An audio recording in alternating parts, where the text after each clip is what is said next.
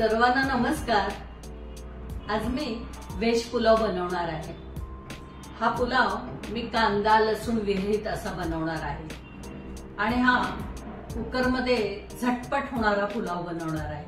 त्याकरता काय काय साहित्य लागतंय ते आपण पाहूया। व्हेज पुलाव करता बासमती तांदूळ घेतलेले आहे, मटाराचे दाणे, बटाट्याच्या फोडी, गाजराचे तुकडे, फ्लावरचे तुरे घेतलेले आहेत, आलं बारीक करून घेतलेलं आहे, बेदाणे आहेत, काजू आहेत आणि खडे मसाल्यामध्ये तमालपत्र, दालचिनी, चक्री फूल, बडा वेलची, हिरवी वेलची, लवंग आणि काळी मिरी घेतलेलं आहे, जिरं घेतलेलं आहे, थोडंसं तूप घेतलेलं आहे, तेल आहे, मीठ आहे, लिंबाचा रस आहे, बारीक चिरलेली कोथिंबीर आहे आणि हिरव्या मिरच्यांना काप देऊन घेतलेला आहे।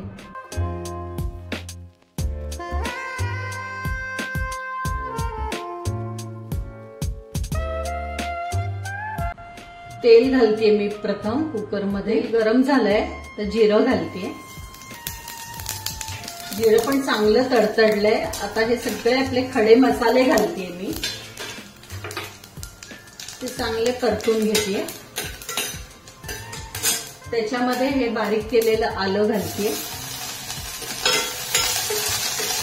काजू आणि बेदाणे आपण ह्याच्यातच परतून घेतोय। हिरव्या मिरचीचे तुकडे घालते मी 2-3।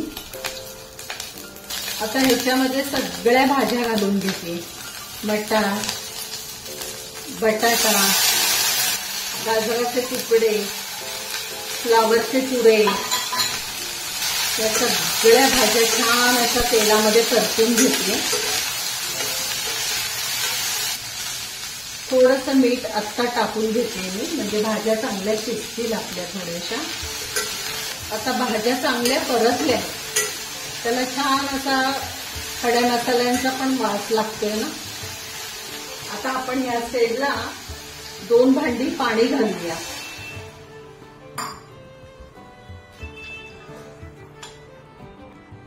या पाण्याला थोडीशी उकळी येऊ दे, मग आपण त्याच्यात तांदूळ घालूया।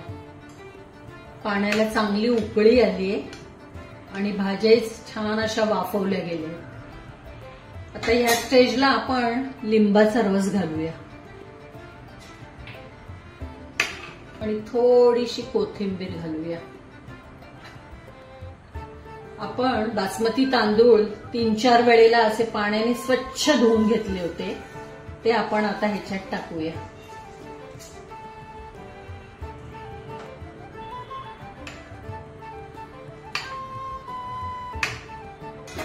आता आपण एकच शिट्टी घ्यायची आहे ह्याच्यामध्ये, 2-3 शिट्ट्या घ्यायच्या नाही तर मग खूप असा मऊ हे होईल म्हणजे भात।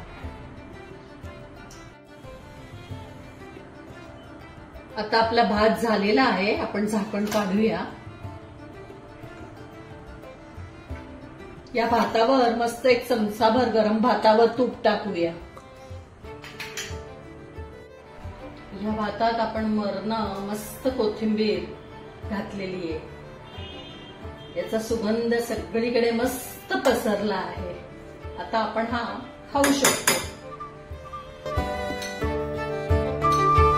असा हा पांढरा व्हेज पुलाव तुम्ही घरी सुद्धा खाऊ शकता आणि ऑफिसला पण नेऊ शकता आणि चमच्याने आरामात खाऊ शकता।